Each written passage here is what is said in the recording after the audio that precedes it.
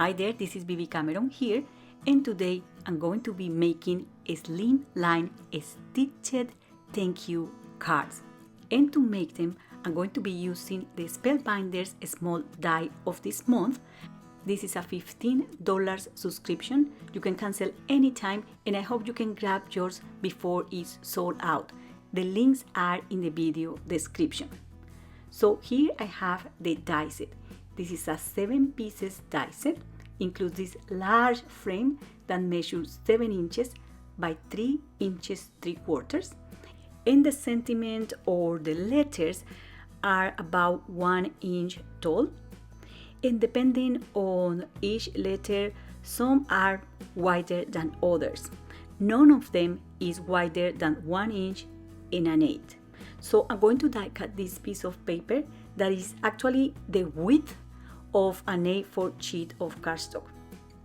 And I'm just going to use the die cutting machine, and I'm going to run this 3 times to make sure that the die cutting machine is going to cut all those little holes that are going to be the pattern to do the stitching. And the next thing we are going to do is to remove the paper from the die. This is a very intricate die, so you are going to need the help of a tool to get rid of the excess paper that is going to be stuck to the die and also to the die cut. I like to pass the brush over the die when the die cut is still on to get rid of as many little die cuts as possible, as every dot is a die cut. Can you imagine how many die cuts we have there? And this might be part of the process that is not so fun, but it only takes a couple of minutes. You need to make sure that you have your die cut and your die completely clean before keep going. I know some people don't bother about it and they just go straight and stitch, and with the needle they push out the die cuts. But I really like to see the holes and to know where I'm going to be working. It's just me. You can choose one way or another. Now you are going to do me a favor and grab an embroidery needle. You will also need embroidery thread. I got this on Amazon for less than £7. The links are in the video description or on my blog, so you can see exactly which products I'm using. So this is a 6 strands variegated embroidery thread, and I'm only going to use 3 or 4 strands of thread because I'm not going to be able to fit a thicker thread on those tiny little holes in the die cut. Some areas of the die cut will allow you to use thicker threads, but you will learn that when you have the die cut in your hand. And you can have various needles ready before starting. And the first tip I have for you today is to start at the back of the paper, just as you do when you start stitching on fabric. And once you insert that first stitch into that paper, you are going to secure this in the back with a piece of washi tape, just like that. And then we are going to apply a straight stitch that will go from the dots at the edge of that leaf to that little dot in the center of the leaf, just like that. To prevent tangles, I will advise to use a short piece of thread, maybe 12 inches or 15 inches long maximum.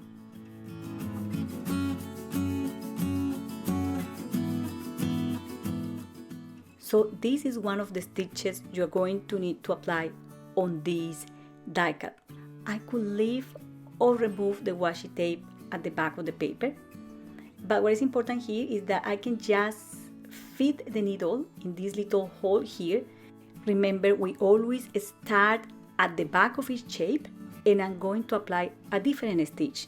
This is called a stem stitch, and to do that I'm going to jump one little hole like that, and with my thumb I'm going to hold the thread towards me, and then from the back of this I'm going to insert the needle like so to create that first stitch. I keep pulling this thread towards me, as you can see there, and then I'm going to pass the needle in the next hole, and then from the back of the previous hole. And I repeat this over and over until I finish that area.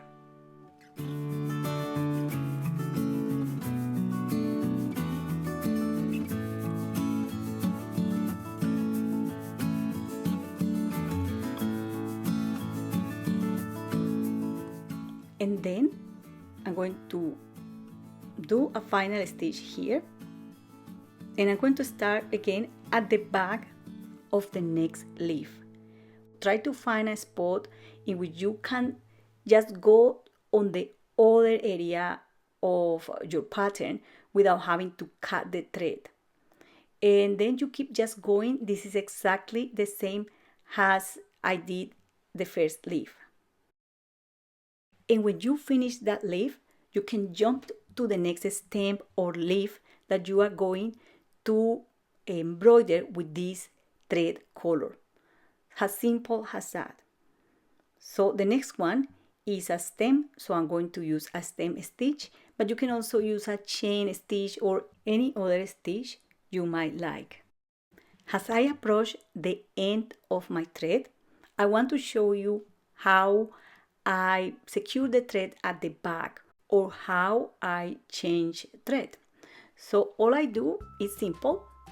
You have the thread there and you're going to use a washi tape to hold it. And then you start again by feeding the needle at the back of the paper like so.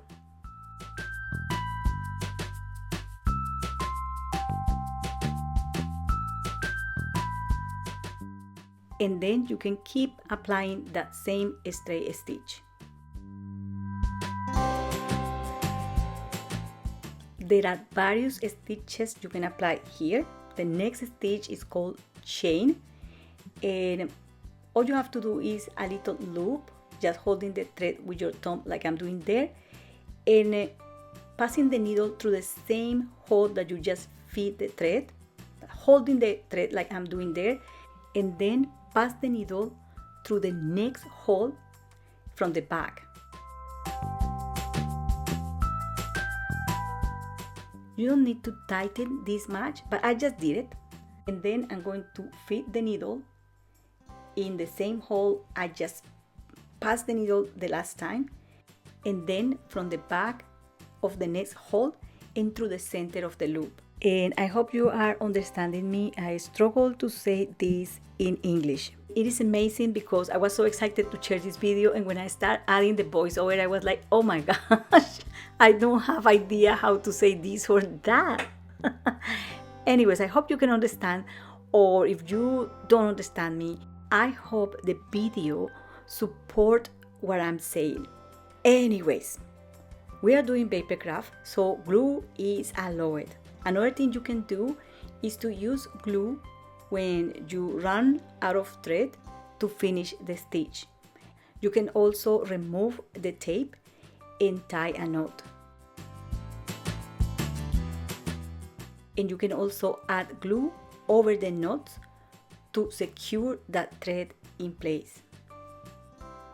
And once the glue is dry in certain areas, you can just trim the excess of thread. So my advice is to do all the green areas first and then start with the flowers. And then again, start at the back of the paper and never in the center of the image or the pattern. So I'm trying to find the words, but you're going to feed the thread from the holes around each shape or image through that hole in the center. And because the flowers are not close to each other, we are going to need to make a knot at the back of each one, just like I'm doing here. There are some embossing lines on the die cut. I hope you can see them there. And they are a guide to do your embroidery. So as you see there is always a central hole, and we have to feed the needle from the holes at the edge of the image through that hole that is in the center area, and those embossed lines in the paper are telling us in the direction we should go.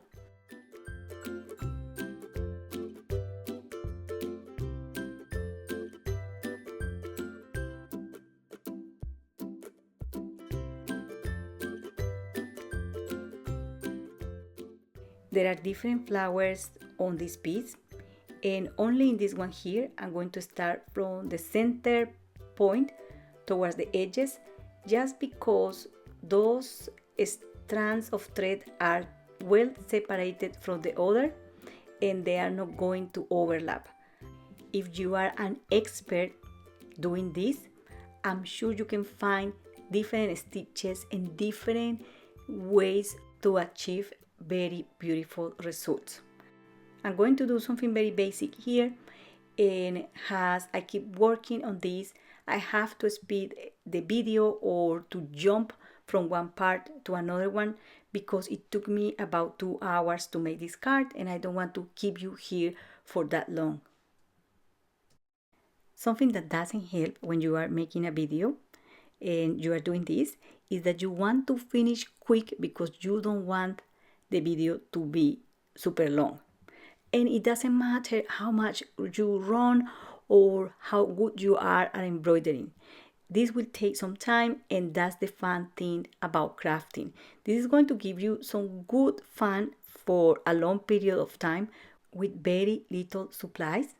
And this is affordable because the die set only cost $15. So this is incredible value for money. And if you love stitching, or if you have a sewing group, you can therefore take this to your group and do something different than the traditional stitching on fabric. Okay, once you have all your stitching done, your panel is going to look like this. And because I could not let go, I added French knots in the center of the flowers. And to make them bigger or more substantial, I use 6 strands of thread. To finish, I just tie a knot at the back of each French knot. I also added glue all over those areas where I added new thread to make sure that this is going to be secure in place.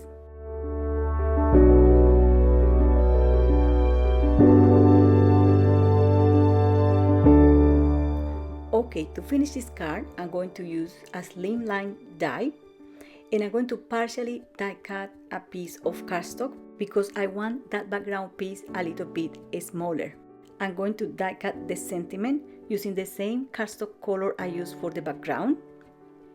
And I'm also going to emboss the letters using the embossing mat and this embossing plate from the Spellbinders die cutting machine. And using dimensionals, I'm going to adhere this to the background panel. Using glue, I'm going to adhere the letters to the embroidery panel. And then I'm going to adhere all these onto an 8.5 inches by 4 inches card base. You can make this card in any color, and you can use different embroidery thread colors to create completely different compositions. I don't want to let you go without inviting you to visit my blog today. I'm having a comprehensive blog post with pictures and ideas to use the Spellbinders kits of this month. And here is a sneak peek.